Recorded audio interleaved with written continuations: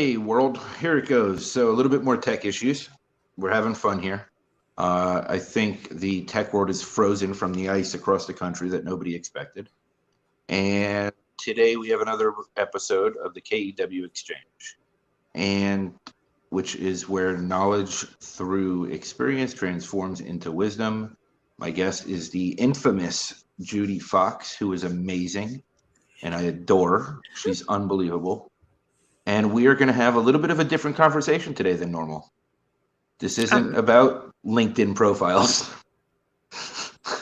We're going to get into some of the nasty shit and see how it goes. All right, let's make things happen. So talk a little bit about what you're willing to talk about your past relationship, toxicity, and coming out of it a little bit. Well, I'm going to share first from a perspective of, how do I say this? Like toxic workplace relationships, because we are kind of still in that space. And so anything you learn through any toxic relationship, I don't care what toxic relationship is, it's kind of the same lessons learned. And what's interesting is I'll tell you the final result. I ended up hiring somebody that was a relationship expert to finally ask her, I know there's toxic relationships. It's not about me fixing those people, but it was about me fixing the boundaries that I had or didn't have, or the ability for me to recognize toxic faster, sooner. It's clearer. Not about me fixing those people. Oh, now I hear myself. Faster, sooner, clearer, and knowing that I'm going to know what to do next time. And so I want to give you like the final end result before I like give you the pain, because the final end result is amazing that I do recognize more things. I recognize my patterns of when I know I'm reacting to toxic. And I want to not, we all have certain patterns. We just have ways of showing up in the world, wanting to run away, running to hide, wishing that we didn't get into connection with some of those people. And I think the faster you can fix it and faster you hold your boundaries, the better. So I will eventually, and I love the comments coming in. So I wanted to share the hope and wisdom at the end, and then we can talk about the pain. So what I want to add to what you said, because I agree with that, and I'm really big on patterns, and I'm such an analytical person. Although I don't have an engineering degree that doesn't use it, I am that type of thinker. Like I could have easily have been if school worked for me. It just didn't. Now I realize that it was the system broken, not me. But that's besides the point, right? Overanalyzing myself to death throughout my process and my evolution over this past year, what I've realized is I also attracted toxic, and then I also created toxic because that was the pattern I was used to for my whole life, right? Yep. And I made things toxic when I didn't have to. Mm-hmm. And I created that. It became this self-fulfilling prophecy of, I'm not used to this being somewhat stable, so how do I screw it up the quickest, right? And Yeah. how do I put my own blood in the water and really just make this a frenzy?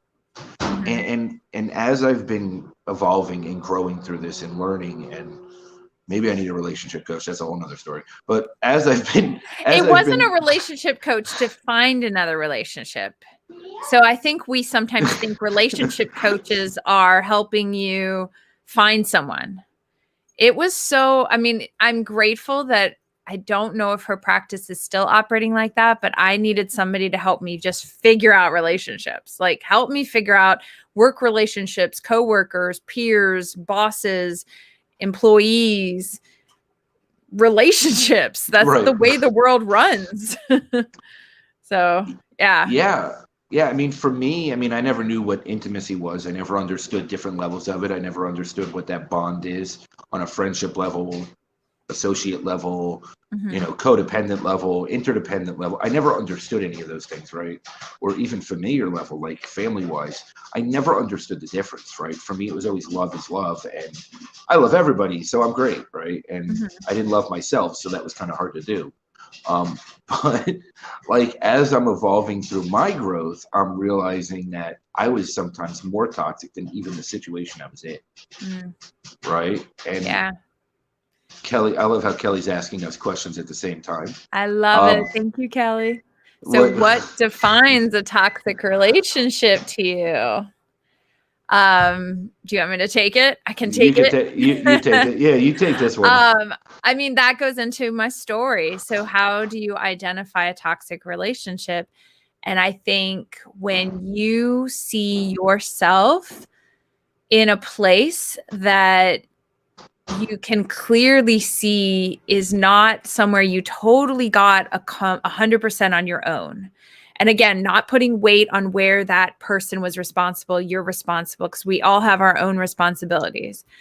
But it's a relationship and you didn't necessarily get to crazy town or whatever part of toxic visible at the end. So, for example, a work toxic situation, I would literally sit in my car and hold the steering wheel, pumping myself up to go into this office that I knew was toxic. I knew that the relationship was not okay. um, and I didn't quite know how it got started, why I ended up in that. I just couldn't see, but I was like, the easy solution was to say this woman who was my boss was threatened by me. And that was probably the easiest thing for me to grab onto because what is and why would this person have it out for me the way that she had it out for me? I mean, we're talking, and this is a micro example, but it's microaggression.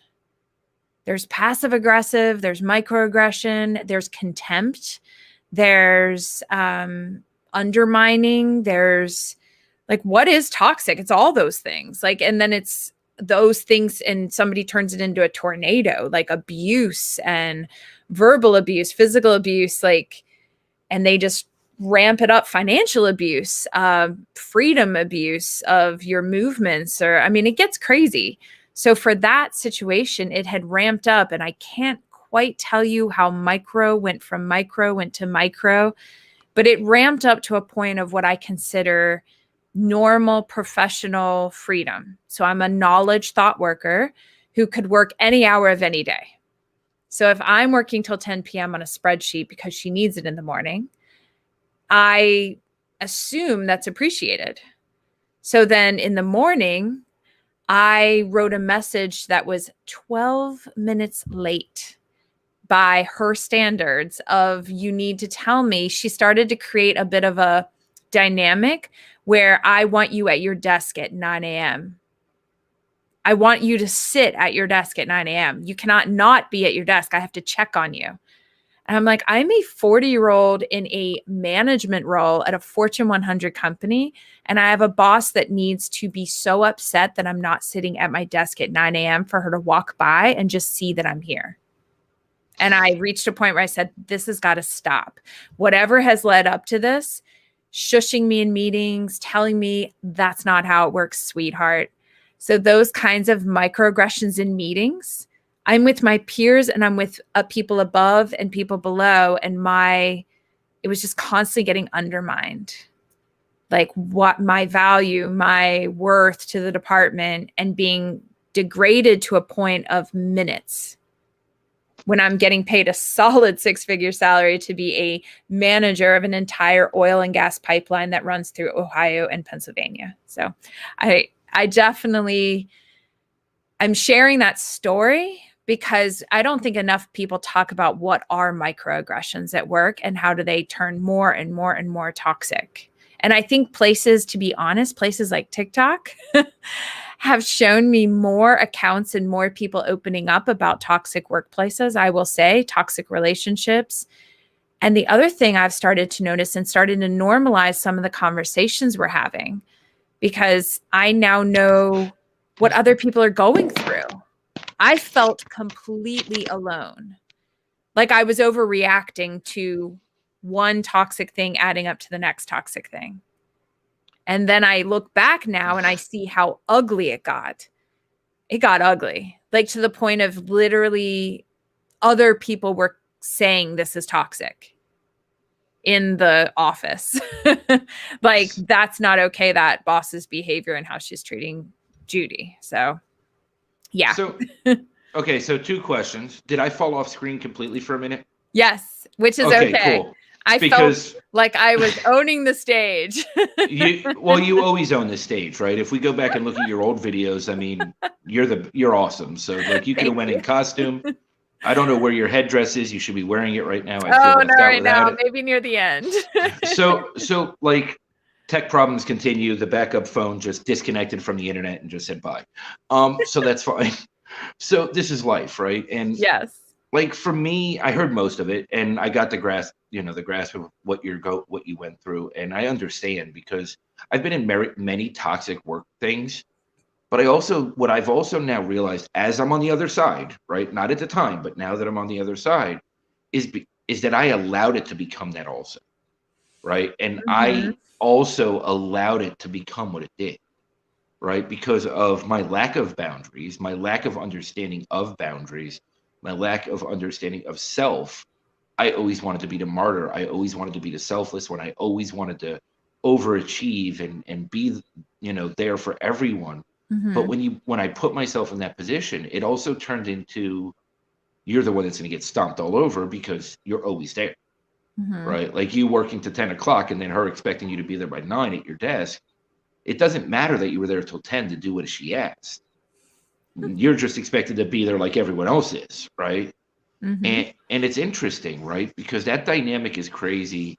And the more I look back through my life and everything I've been through, which is crazy, like my life story could easily be a series of movies. And like we could call it different chapters based on the chapters of my life at that point. And there was always toxicity. And I never knew how to remove myself from it. I never understood. I was so reactive and so I'm going to bounce back. And so I need to react because what happens if I'm silent? If I don't say something, I'm not standing up for myself, which is really the opposite, right? Because if I didn't feed into it, then it dies out, right? And if you don't feed that, and it's very challenging because we create our own dynamics in circumstances, relationships, any type of shit. And so the work thing, I think, makes sense to a lot of people, right? Because everybody experiences that at work. Yeah. Everybody goes through that. I mean, there's always an insecure person that has a role higher level than yours that is scared you're coming for their job. Right. I know that. I didn't want her job. Right. And I could have told her that 30,000 times, but it was very, yeah. And I think and just to share the final part of the story, but the final part of my personal wake up moment was that moment where I was like, I'm 6 or 12 minutes. It was something ridiculously short, past 9 a.m. that I was literally sitting at my chair or something like that. It was so ridiculous. And I got so much trouble. And I'm like, okay, you have your presentation all ready for your meeting in the morning. Everything's done. So what is the obsession? And here's the final kicker. So I was busting my butt as a single parent to make everything happen. And I think anyone who's ever single parented at any point can know that crap happen. Like so much is happening. So the fact that you have an employee getting everything done, following through on all the priorities, not letting things fall through the cracks, or, literally delivering. You don't nitpick them to 6 minutes of anybody's time clock. Cause I was just salary. I wasn't an hourly worker. So it was very interesting, but here's the kicker. I had to hire somebody early on in this career where they would take my child to school in the morning and do all of the morning routine. So I missed out on morning routine with my child for years. Kindergarten, first grade, and then I quit. So it was 2 years. But it was before that too, because preschool, I forgot about preschool. So it was about 3, maybe 4 years. The point is, it still gets to me to this day. It was when I realized that my coworker, who unfortunately, he was my peer in every way, same degree, same level of education, same amount of responsibility. So we were like as equal as possible, same age. He was just a guy, I was a woman. It's like we were each other. As our resumes read the same background, same companies, same master's degree, like everything just, we're so similar. And he ended up going through a divorce in that process. So I have been single parenting this whole time. Already went through a divorce. I came to work there. I came in as a single parent. He is going through a divorce, which it's tough. It is a hard situation to go through and work and do everything. And I understood that she was flexible with him. Like she was like, okay, you're going through this divorce. I get it. You have to get your feet under you. Here's the thing. It became this, I don't know how I'm going to drop off my kids and pick them up. And it was this, oh yeah, we need to create flexibility for you, for him. But I was expected, and there was no flexibility because I could hire somebody. So for an entire year, he was able to just say, I don't know how to handle this. And I paid for somebody to drive my child to work or myself to school, me to work, him to school. And you can still see that, like, that to me is the ultimate why there is a gender gap at work. There is pay inequality at work. There's a pay gap. My income went to paying for somebody. His income was, I get to keep it all, and I get to be there for my children at pickup and drop off because I'm now being given flexibility at work to work in the evenings that I could have easily had this entire time. Okay, toxic. And then anyone that said to me, oh my gosh, you have a court case, you have this, you should get a lawyer. When you're up against a Fortune 100 company, that the amount of the lawyers I talked to, it was ugly, and I left, and it was just not okay. And that to me was the final straw. I cried for 3 days straight, knowing for an entire year the years I missed out on driving my own child to school when I could have just had that flexibility that was afforded to a man because he was going through a divorce. And I don't mean to make it men versus women, but could have been anyone's favorite. But it was this whole concept that he had that was, woe is me. I can't make it work. I have no idea how to make this work. And I'm like, you figure shit out and you make it work. Because that's what I had to do. But okay. Or you give me the flexibility. Right. But it was a woman boss, right? Mm-hmm. So there's this big thing, right? And I'm a man. So me talking about this is really shitty, but I'm going to say it anyway because I just don't care. I just don't care. Well, I already said things that were really edgy that I haven't really talked about very much. And there you go. I wasn't even here part of it at the time, so we're good. like I don't even have to be here for Judi to talk. We're good. Judi's got this covered. I could take a nap. But like women on women in the workplace is horrible.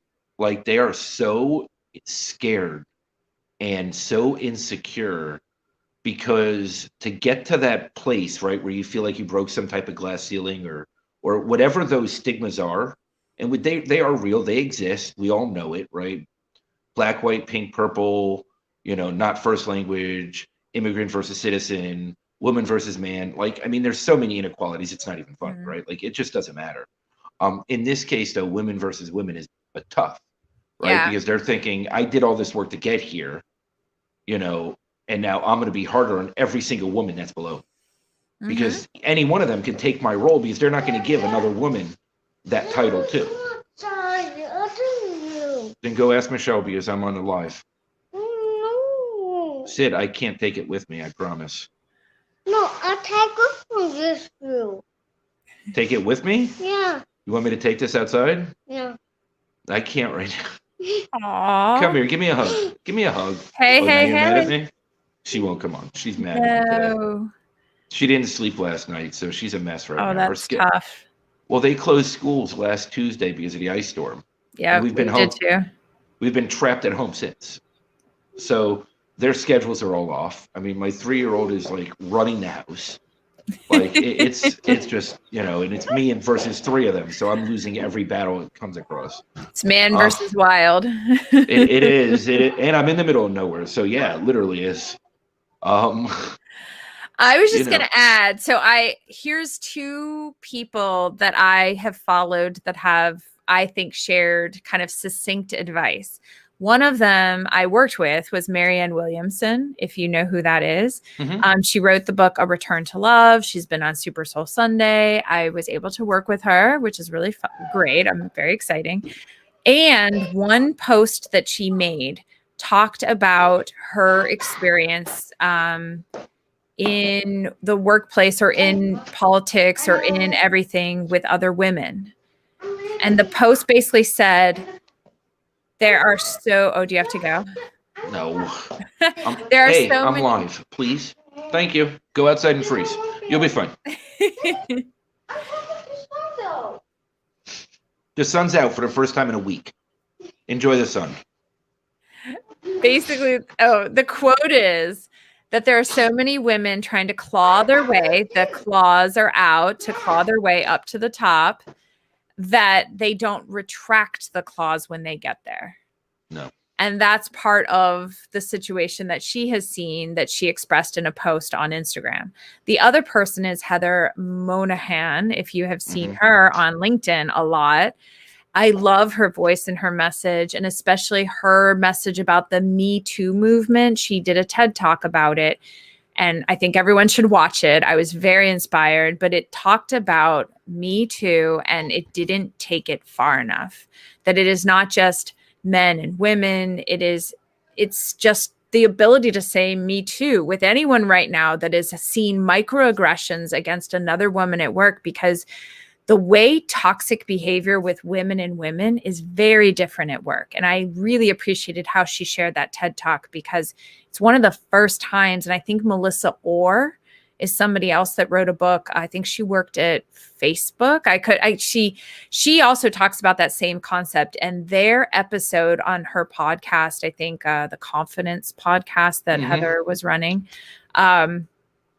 all of those conversations need to get more amplified. And I'm amplifying them right now by having this conversation, because those are worth having. We need to know that women, toxic or abusive behavior does not always look like abuse. It's slow erosion of your confidence, of your abilities, of your value, and it's micro sometimes. I got shushed in a meeting, like shush. I'm like sitting with I've never been shushed in a meeting, but I'm trying to figure out, what do I do? Like, this is so inappropriate.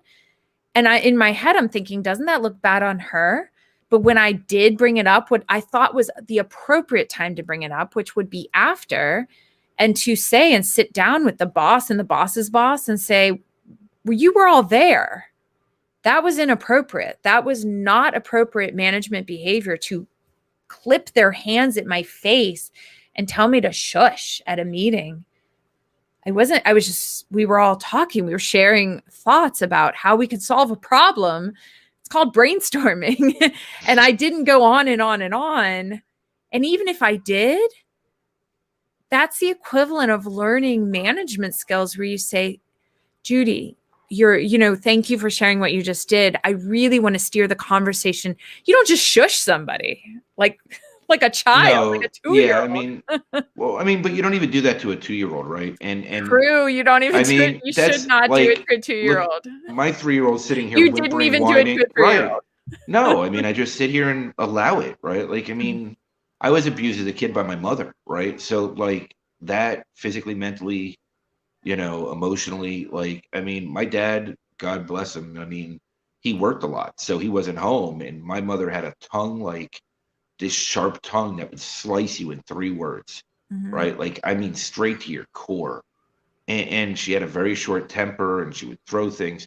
And I mean, she had her own issues, right? And that's fine. And it was generational also, so I'm sure that didn't help.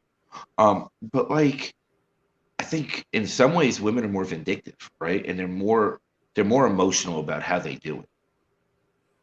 In some ways, right? Mhm. And I also think that it doesn't get picked up as easily when women do it because it's a little bit more slight. It's a little bit more Yes. that sharp tongue, right? Like I'm gonna do a real quick slice and then disappear.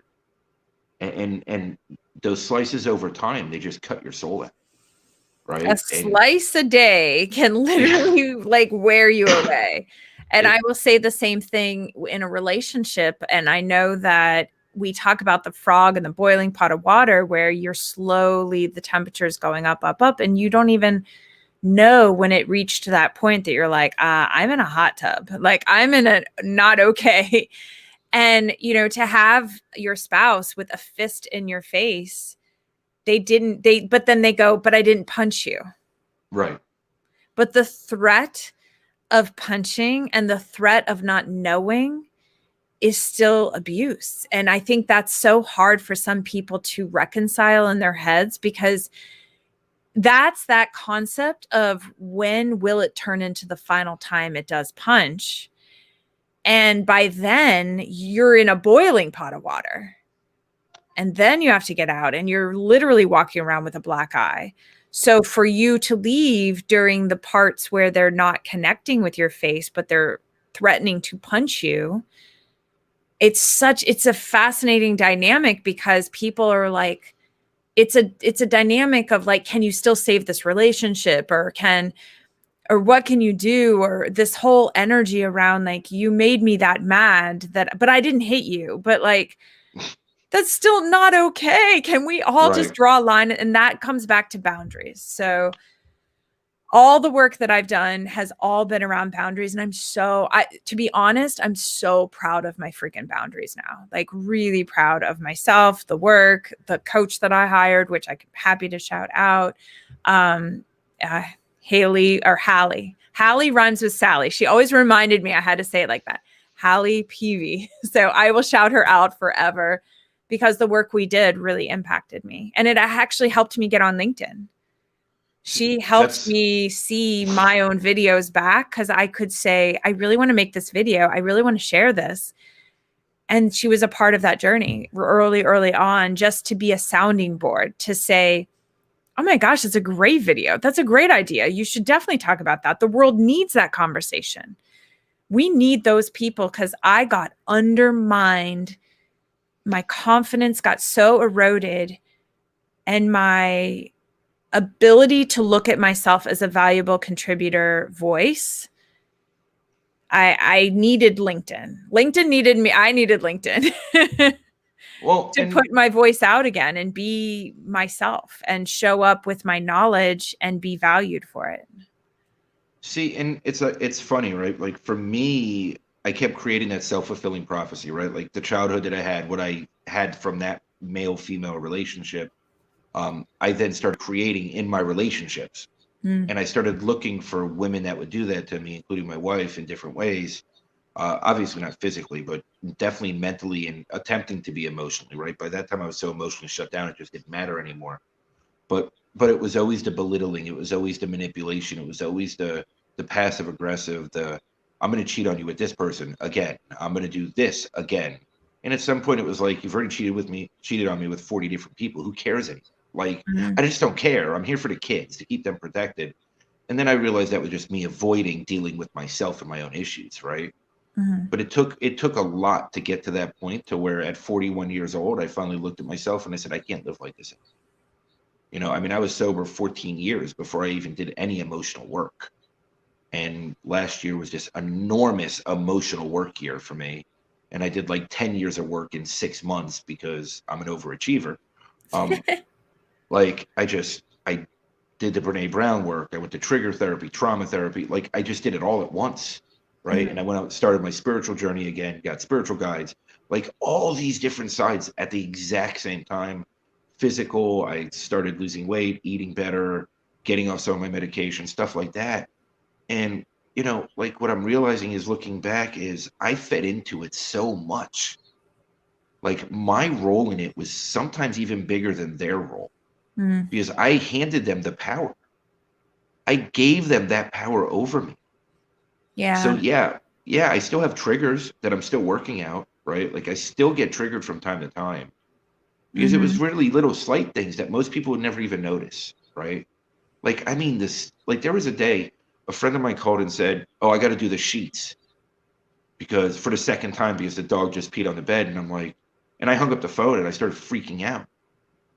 And I didn't realize that it triggered something from when I was married and my soon to be ex-wife, which can't be soon enough, um, is, you know, changed the sheets and complained about it because she cheated on me with the cable guy. And then my daughter spilled juice on the bed. And, you know, and then if you go back to my childhood, my mother complained that I made a mess on the bed. Like there's such this lineage of triggers, and it was around sheets. It was around sheets. Like how crazy is that? Yeah.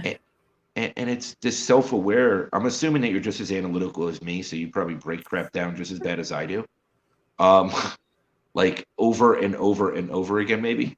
Um, Well, one thing I learned, but again with Hallie, is she really drilled in my head what you focus on expands. So I love that quote. It is in my kitchen. It will like stay in my kitchen forever because it served me for so many things now, that one quote. And that quote lives in my head rent free. I love that phrase now. But it basically is there every time that I start ruminating or thinking about something, because I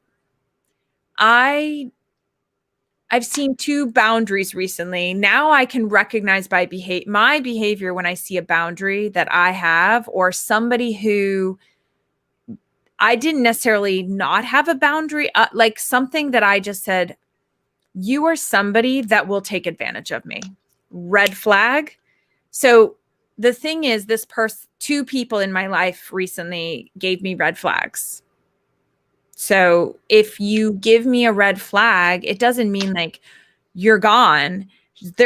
You have a boundary. Like I now know one red flag builds a speed bump, a wall. I won't share certain things with you. I will keep a wall up. And it is the only people that get upset. And I love again, I'm full of quotes. The only people that get upset are the people that were benefiting from you not having a boundary. yeah. I will say that again. The truly only people that ever get upset that you put a speed bump or you put a wall or you put some boundary there because you saw something that gave you a red flag, if those are good people, they won't get upset. They'll just notice that you have a little bit of a trust bump they have to get over to do something, because they'll be like, oh yeah, like it's not a big deal because you didn't put like a full on wall, but you're like one red flag, speed bump. You got to earn something there. There's a boundary, whatever boundary that looks like. They do not get upset. The people getting upset are the people that were benefiting from you having no speed bump. That's it. So watch their behavior. And that's why I now say that I implemented the art of pausing, the art of the pause. So the moment I create one minor boundary, if that upsets them, and I pause and I don't give them what they needed, I don't give into whatever they needed. I paused and didn't immediately supply whatever they needed. If they get upset, then I go, my boundary was correct. Wall. I agree with you 100% on that. I think there's also a part that certain people are broken also, right? Like there's other people that are broken, and I don't think that everybody does it with intent. That's true. They can come back. I've had people come back and say, it's acknowledgement.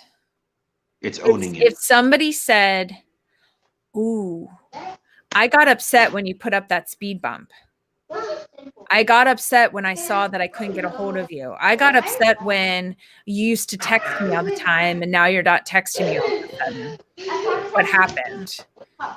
Acknowledgement, and not just passive aggressive behavior back. Or so somebody, there was a boundary I put up, and literally like some of the behaviors that people do can be hurtful when they are faced with a boundary that isn't normal, if that makes sense. No, Like, definitely. I put a boundary saying I was out of Zoom time. I had said yes last year to a lot of Zoom.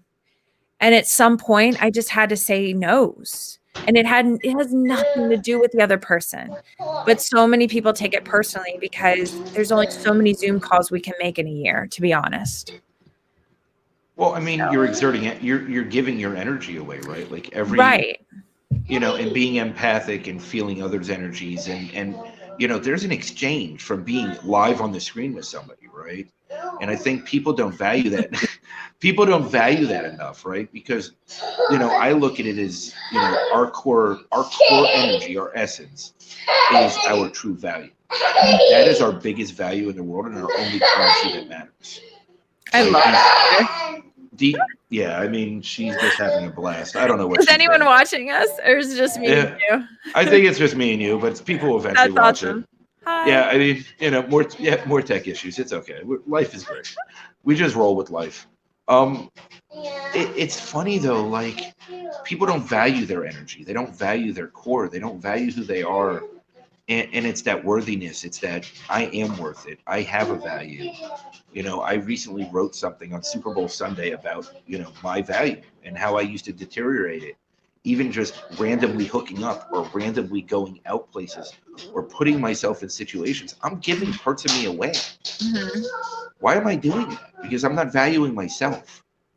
And there's so many people that will step in. They don't know the life and the goals that you really do have. And that's the biggest thing about getting advice from friends or family, or opening a boundary up to letting in. So there's this part of your brain that you protect because it is the core of your goals and your life and your life's dreams and the future. And then what I find very fascinating is on the outside looking in, they might look at you and say, you need to be going out, or you need to have some more fun. It's so fascinating to me that what I find fun doesn't have to be the same thing that you find fun. And so I finally feel like I have a boundary now that I don't get some of the things that used to bother me. And I don't know if it comes down to what you focus on expands. I give that no focus anymore. So people's opinion of me, no focus. If I didn't pay for it, or if I didn't trust you at the highest level of being in my life, and so many things about me, that then I could trust your opinion. I'm either paying for your opinion, or you're the closest inner circle that you have access to part of my brain that I don't give access to. Like the heart part of my brain, where like I would get hurt if you hurt me. That relationship, like it doesn't have to be intimate. It could be best friend. It could be colleague. It could be somebody that that you've let them in really far, that they can hurt you. And so that's what I mean, probably like when we sum all this up into what is a toxic relationship, is somebody that has access to that core part, because that is to me, that's closely connected with every goal and every dream and every desire that you have for living your own life and being your own autonomous person. So that hurt going through a divorce hurt like nobody's business. I literally had to rewire my brain to tell myself I loved myself, because I was so just like in pain.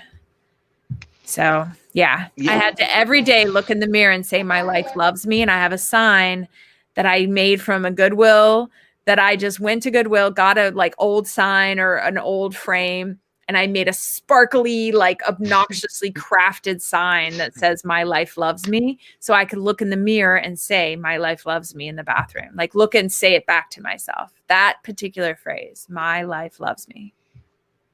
And that's important, right? Because when we're in those relationships, we lose self, right? And we lose who we are, especially toxic. I mean, all relationships, we lose a part of ourself, I think, depending on the level. But in a toxic situation, we feel this minute, and we feel like we've been chipped away so much we have no idea who we even are anymore. Mm-hmm. Right? And the work I did last year, I mean, September is the first time I've ever in my life said that I actually love myself. Oh wow! It's the first time. You need Like, a sparkly pink sign like I have. Well, I mean, I'd hang it. I don't care. Like, sparkly pink. I don't care if it's sparkly pink. What does that offend me? I have 2 daughters. There's pink everything everywhere. My daughter is wearing 1 gold boot and 1 pink boot. Like, I mean, it just is what it is. I like the fashion sense. You just roll with it. She's 3. She can't keep track of her boots. I love it. It's like, so she's wearing 1 of each. But it's so important because you've got to rebuild self. Mm-hmm. You've got to find self. And before I could even build self, I had to find self. And then towards the end of last year, I wrote out my core values for the first time in my life. I was actually able to identify what those were. And I literally sent copies of them to the 20, 30 people closest to me in my life.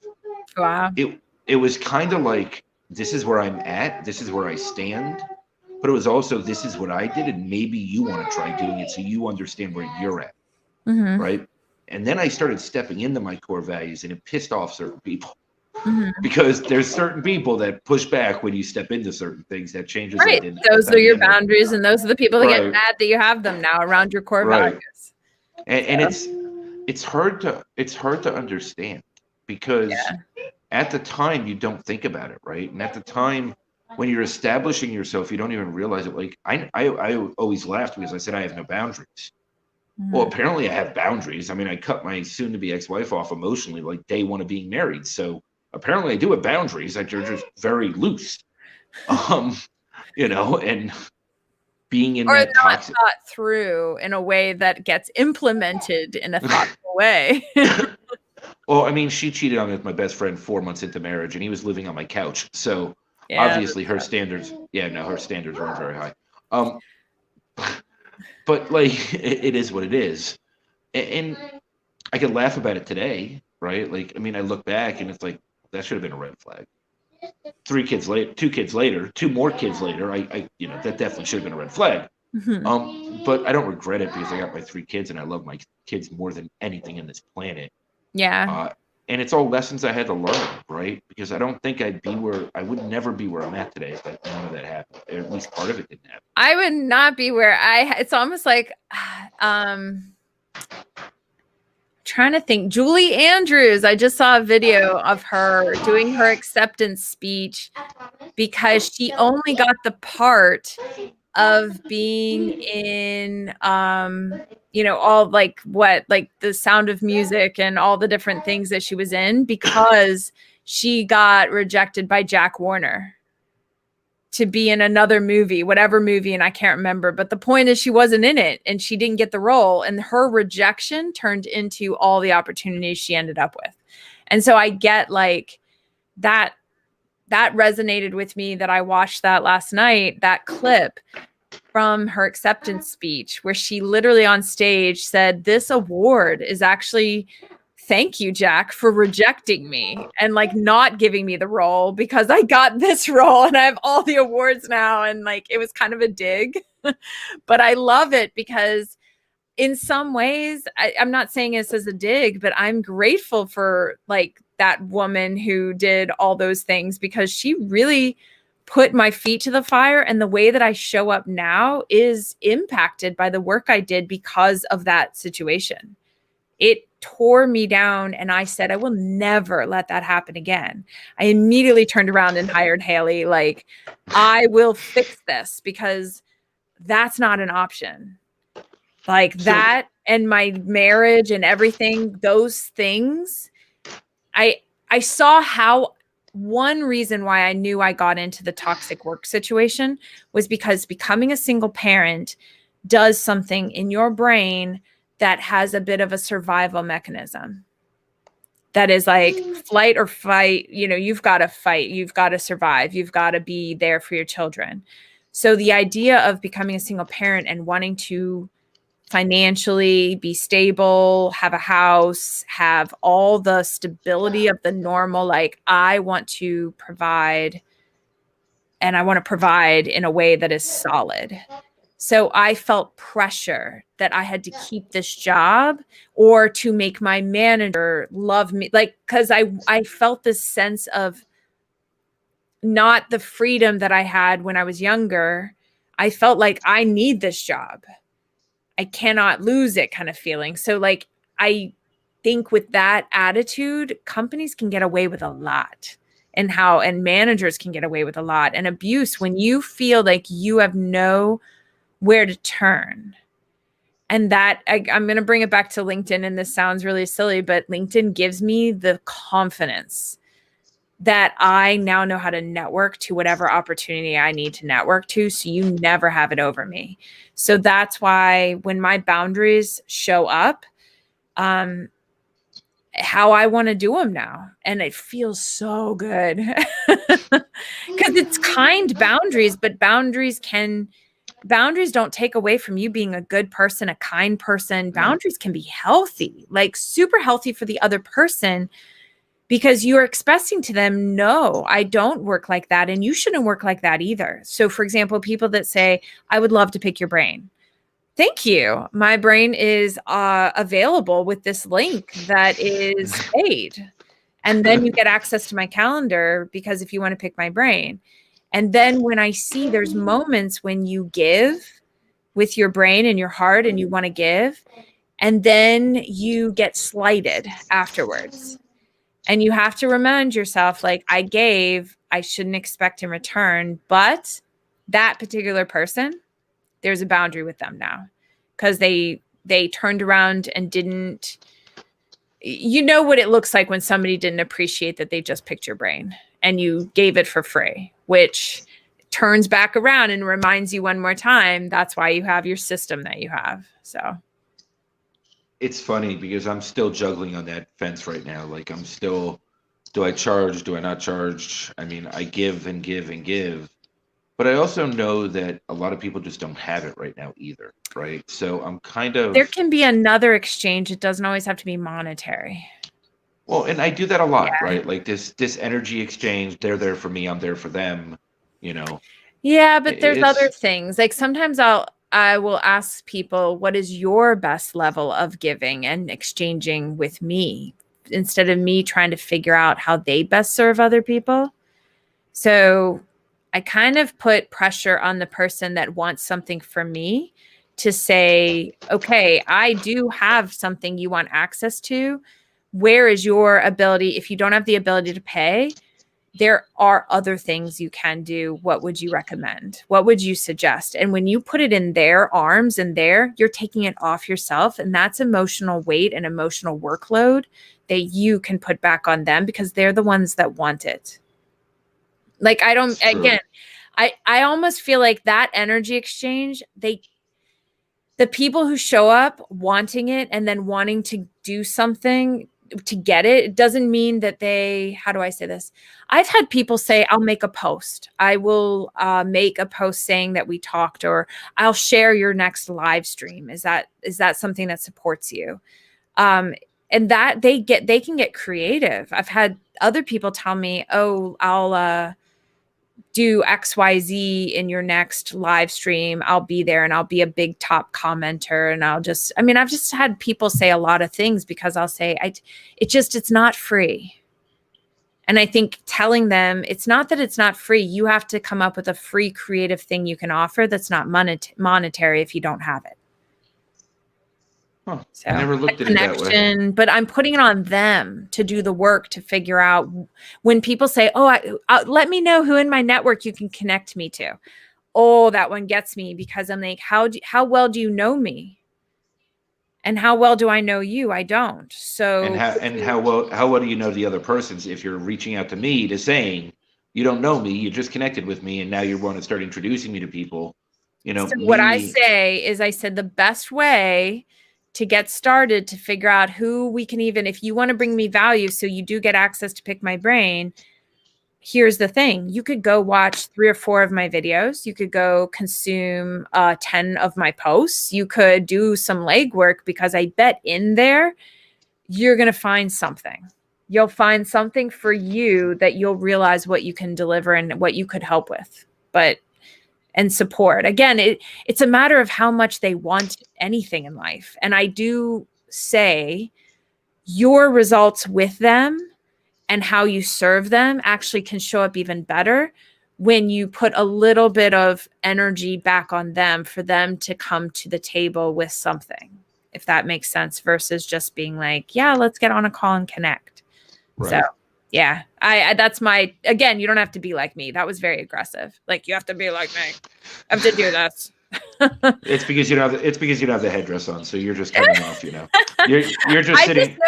I just know I don't want people to think so linearly, like it's not always money. I get it. I mean, some people have offered me amazing things that had nothing to do with money. A door, a window even open to some opportunity, a referral.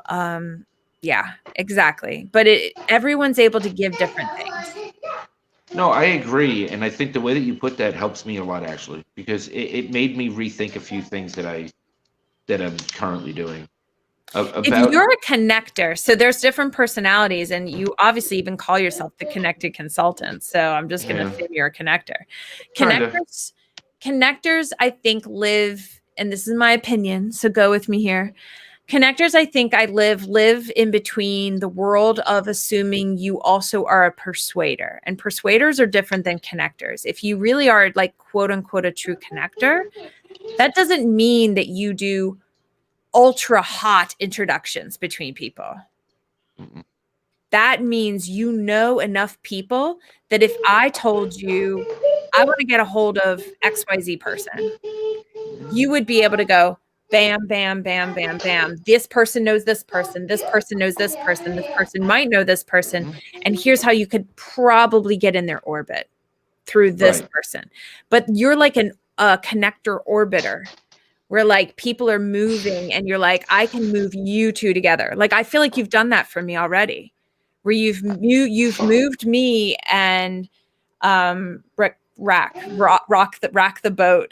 Yeah, where we are connected and we orbited together, and me and her made something happen. We got on a live stream, but it feels like that's what you are. But a lot of people assume connectors, they make the wrong assumption because they don't understand that network. They don't understand networking. They literally come to connectors thinking you can do a hot introduction for them. I mean, I can in specific circumstances, right? Correct, but that's not always the case. That's not my goal. And it's hard for you to connect a hot connection with somebody you just met brand new 5 seconds ago. You can't do it. If you're a good, true connector, you can't do that. No, and that puts an energy on you, because I'm a connector. So I'm just relating what I think. I'm probably putting a little bit of my brain on it. But I get people all the time seeing me as a connector and then making an assumption about me. And I'm like, I cannot endorse you. I cannot connect you if I don't know you. Right. And that's the value of a connector, is that they keep it high quality and they never truly connect people hot unless they know each other. And that's the thing, right? Like, for me, like, I'll do a call, right? I'll do a quick 30-minute call with almost anyone, right? And that's fine. I have no problem seeing if I can get to know somebody new for 30 minutes. And then it's intuitive based, right? Like, as the conversation's developing, I'm starting to make introductions while on the phone with the person. Mm-hmm. Like, that's just what I do, because intuitively I know who to connect them with for what reasons. Mm-hmm. And then you have this spider web. But then I also have been known to flood people, because, like, sometimes they'll get 20 or 30 introductions in a week, and they're like, call me like, hey, Mike, like, slow down, please. Like I have a job and I don't know how to keep up anymore, right? And but they get value. Not everyone has. That's the other thing about, like, networking and LinkedIn. I've reached a point, which I'm grateful, but also realize I've reached a point where doing a 15-minute call, like, I don't take everyone's calls now. Like, I can't. I'm not open to connecting, because I'm open to connecting. I'm just not open to phone calls without us knowing what the freaking phone call is, because I can't just chit chat at this point. Like, I'm getting on calls because there's a reason. because I have enough of those calls. Right. Like Right. 100 got booked in the first month of January. I'm not even joking. So Oh no, I believe that's that. why I I mean, was like, I'm booked all the way to March for phone calls already. So I into believe March. I believe that. And then you're doing Clubhouse. Then you're all over Clubhouse. So it's like you're all over love that Clubhouse. app. But the It's thing is, show up. If you want access to somebody, my best advice is to show up where they're showing up and not try to constantly get everyone into one-on-one conversations, because you can't. right. And But that you're- is the power of networking.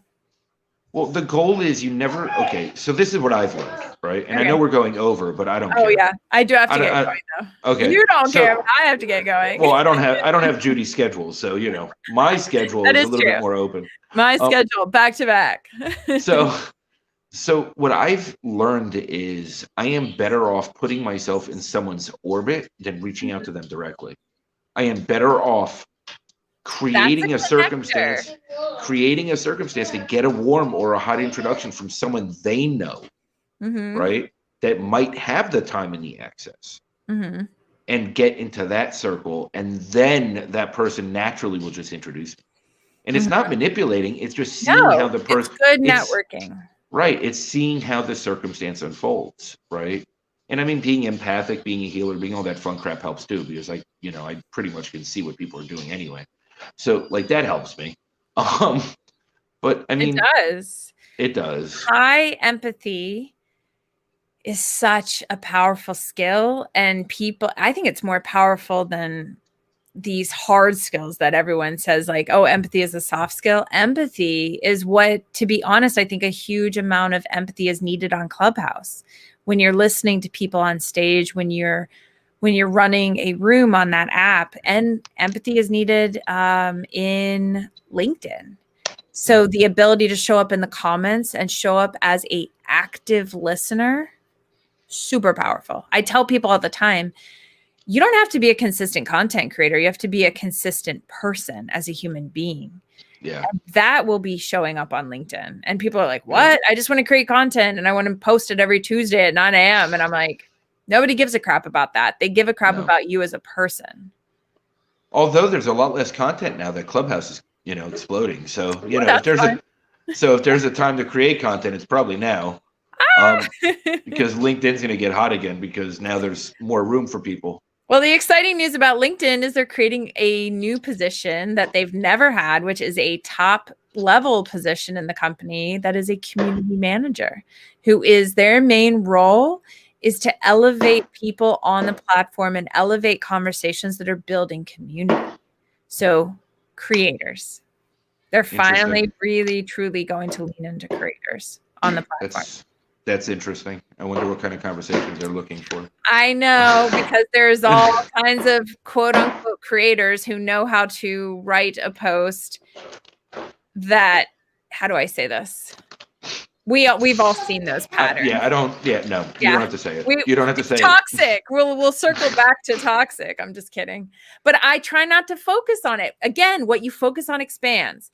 I tell everyone, don't scroll the news feed on LinkedIn. Go focus on what you want out of LinkedIn. Go network with the people. Go network directly with me. Be a direct person versus scrolling the news feed and letting LinkedIn decide what you should see, because that goes back to what is toxic. How do you have a boundary? There you go. And then that didn't end on relationships, but it did. and Judi will send voice notes. She loves voice notes. Because I can be on the go. And I can be my natural self, which is why I love Clubhouse. Because I can just be like, hey, everybody, let's bring down the house. Oh my gosh. Judi. So you're amazing, and I appreciate you so much. I really do. Are we taking a picture for the gram? You can take a picture for it. For the gram. For the LinkedIn story. The way. Oh, Sid, say hi to Judi. Look, wave. Okay, I don't know what that grunt was, but okay. That was fine. Oh boy, wait, what are you doing? Oh boy, cute. Sid, you're nuts. Hi, Sid. I love kid giggles. My kid's upstairs, so.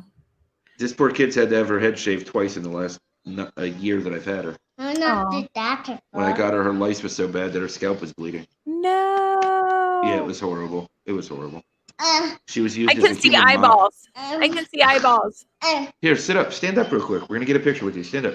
Oh, that's okay. There you go. Well, now I'm gone, but that's okay.